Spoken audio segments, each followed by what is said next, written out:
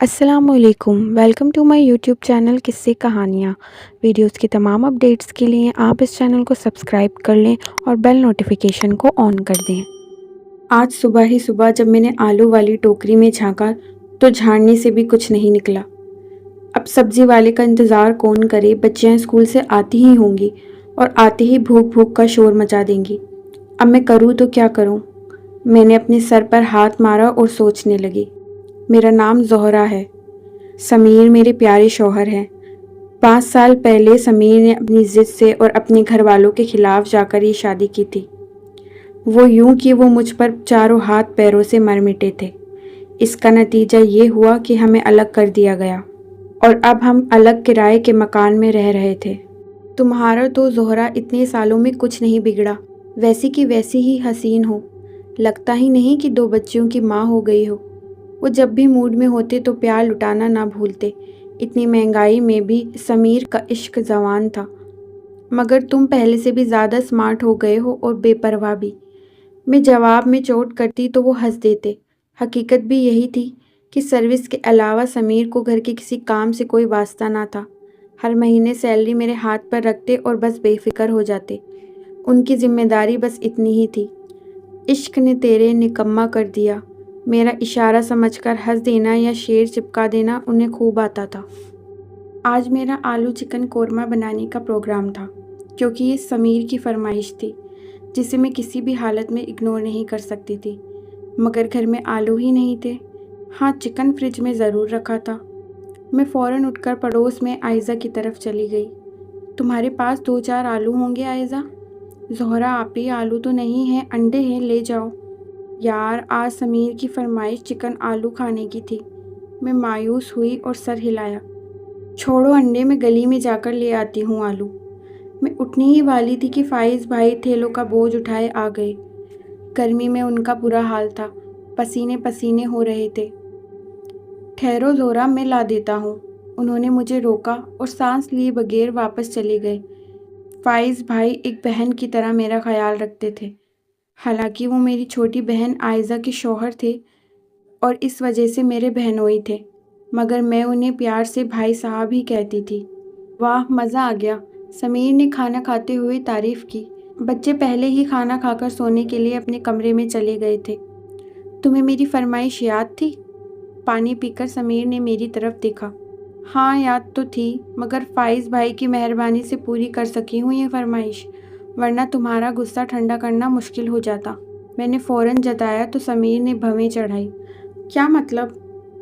آلو نہیں تھے گھر میں، فائز بھائی نے بازار سے لا کر دیے تھے۔ گھریلو کام بیچارے کیسے بھاگ بھاگ کر کرتے ہیں۔ میری تعریف پر سمیر مسکرائے۔ انہیں بھائی صاحب کی جگہ آپا جان کہا کرو، چاہو تو بہن جی بھی کہہ سکتی ہو۔ ویسے کھیر کافی اچھی پکا لیتے ہیں وہ۔ یہ حقیقت تھی کہ فائز بھائی کو اچھے اچھے کھانے پکانے آتے تھے۔ جب بھی وہ کوئی اسپیشل ڈش بناتے تو ہمارے گھر ضرور بھیجتے تھے، مگر سمیر کو ان کا بہترین کک ہونا پسند نہ تھا اور بھائی کے ہاتھ کا ذائقہ بھی نہیں بھولتے تھے۔ کبھی تعریف بھی کر دیا کرو۔ میں نے انہیں گھورا تو وہ ہنس دیے۔ کہہ تو رہا ہوں آپا جان، کیا یہ تعریف نہیں ہے؟ دولہا بھائی بھی تو کہہ سکتے ہو۔ میں نے سمیر کو چڑھایا اور کھانے کے برتن سمیٹنے لگی۔ فائز میرا اکلوتا بہنوئی تھا اور آئزہ میری چھوٹی بہن، جو مجھے بہت عزیز تھے، مگر فائز بھائی صاحب سے میری اندھی عقیدت کا کوئی ٹھکانہ نہ تھا۔ اس وقت میں انہی کے پیار کے بارے میں سوچ رہی تھی کہ دستک ہوئی۔ میں نے جلدی سے اٹھ کر بے جھجک دروازہ کھول دیا۔ سامنے بھائی صاحب کھڑے تھے۔ ان کی دستک دینے کا انداز بہت ہی ہلکا اور شریفانہ تھا، جسے میں بہت اچھی طرح پہچانتی تھی۔ آئیے نا، میں نے ادب سے سلام کر کے انہیں ڈرائنگ روم میں لا کر بٹھایا۔ لو، یہ چکن آلو قورمہ ہے۔ انہوں نے ڈونگا میری طرف بڑھایا۔ یہ آئزہ نے بھیجا ہے، سمیر کو بہت پسند ہے نا؟ بھائی صاحب شکریہ، مگر سمیر کی صحت کا بھی خیال رکھیں، اچھے کھانے کہیں انہیں موٹا نہ کر دیں۔ میں ہنسی تو وہ بھی مسکرا کر سر جھکا گئے، مگر بولا کچھ نہیں۔ بھئی بچوں، ریموٹ فائز انکل کو دے دو، میں نے ٹی وی سے کھیلتی اپنی بچیوں رمشا اور رمنا سے کہا۔ بچوں کو کھیلنے دیں، میں بس چلوں گا۔ انہوں نے بچوں کو پیار سے دیکھتے ہوئے جانے کا ارادہ ظاہر کیا۔ آپ بیٹھے نا، میں آپ کے لیے چائے بنا لاتی ہوں بھائی صاحب۔ میں نے ریموٹ چھین کر ان کی طرف بڑھا دیا۔ یہ کام میں اکثر کیا کرتی تھی۔ میں پھر آؤں گا، تم چائے رہنے دو۔ بغیر تمہارے میاں کے کیا یہ چائے اچھی لگے گی؟ وہ انکار کر کے بچوں کے گال تھپ تھپا کر چلے گئے تو میں سوچنے لگی کہ بھائی صاحب سمیر کا کتنا خیال کرتے ہیں، مگر وہ انہیں خاص لفٹ نہیں دیتے۔ ویسے بھی سمیر کو میری اور بچوں کی موجودگی میں کچھ بھی اچھا نہیں لگتا تھا، کوئی بھی نہیں بھاتا تھا۔ آج سمیر کا موڈ بہت خراب تھا۔ آفس سے آتے ہی وہ منہ پھلا کر بیٹھ گئے۔ کیا بات ہے، سرکار کا مزاج آج کچھ ٹھیک نہیں ہے؟ میں نے انہیں چائے کا کپ تھماتے ہوئے چھیڑا۔ وہ خاموشی سے چائے پیتے رہے، کوئی جواب نہیں دیا۔ بچیاں ٹی وی سے کھیل رہی تھیں۔ آخر مجھ سے ایسی کیا خطا ہو گئی ہے کہ حضور مہربانی کی ایک نظر ڈالنا بھی بھول گئے؟ میں نے ایک بار پھر کوشش کی، دل میں بے چینی سی ہوئی۔ میں کچھ تب بولوں نا جب تمہیں بھائی جان کے گھر سے فرصت ملے۔ انہوں نے ایک جھٹکے سے یہ کہہ کر مجھے حیران کر دیا اور میں دیکھتی رہ گئی۔ بچیاں اسکول چلی جاتی ہیں اور تم وہاں جا کر بیٹھ جاتی ہو۔ میں نے لنچ کے وقت تمہیں کتنے فون کیے، تمہیں کچھ پتہ ہے؟ آخر سمیر کی زبان چل پڑی تو میں نے سکون کا سانس لیا۔ اور کہاں جاؤں، ایک ہی تو میری بہن ہے، میں آرام سے بتانے لگی۔ اتنی مشکل سے تو دوبارہ رشتہ جوڑا ہے۔ میں جذباتی ہونے لگی، آنکھوں میں پانی چمکا۔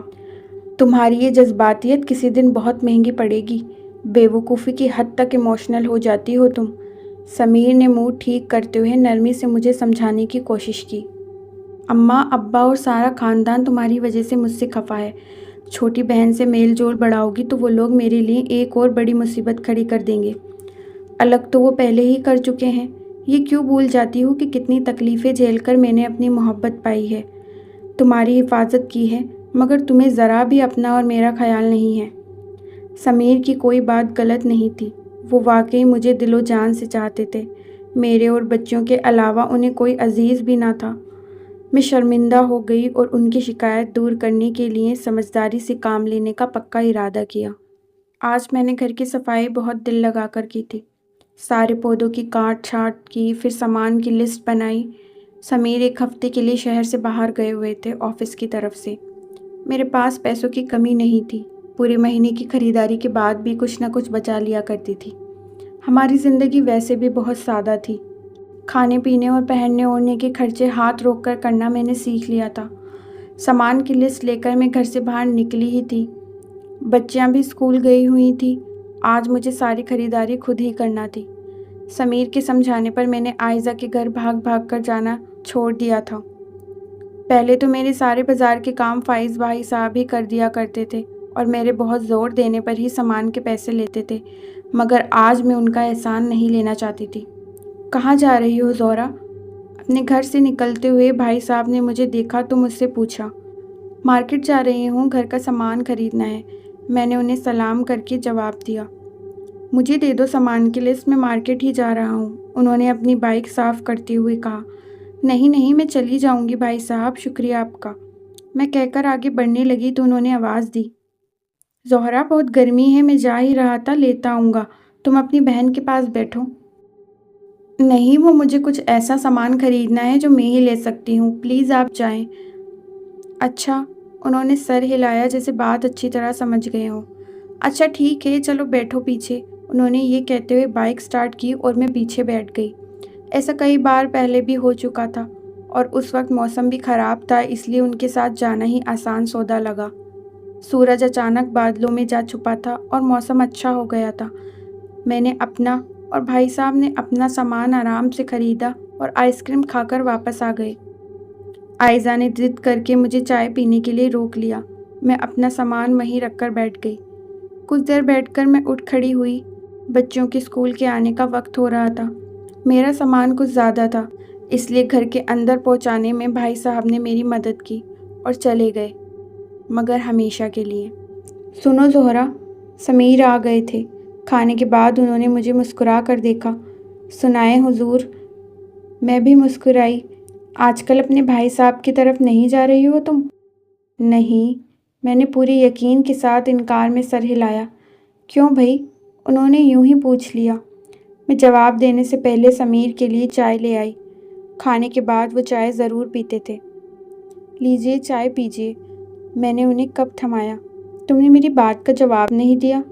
میری طرف غور سے دیکھتے ہوئے انہوں نے اپنا سوال دہرایا۔ آپ نے ہی تو کہا تھا نا کہ سمجھداری سے کام لو۔ میں نے نظریں چراتے ہوئے جواب دیا تو وہ ہنس پڑے۔ واہ بھئی، بیوی ہو تو ہماری زہرا جیسی، اتنی سمجھدار۔ خوش ہو کر سمیر چائے پینے لگے، مگر میں انہیں کیا بتاتی کہ بھائی صاحب کا ہاتھ تنہائی میں بہکنے سے پہلے ہی میرا تھپڑ کام کر گیا تھا۔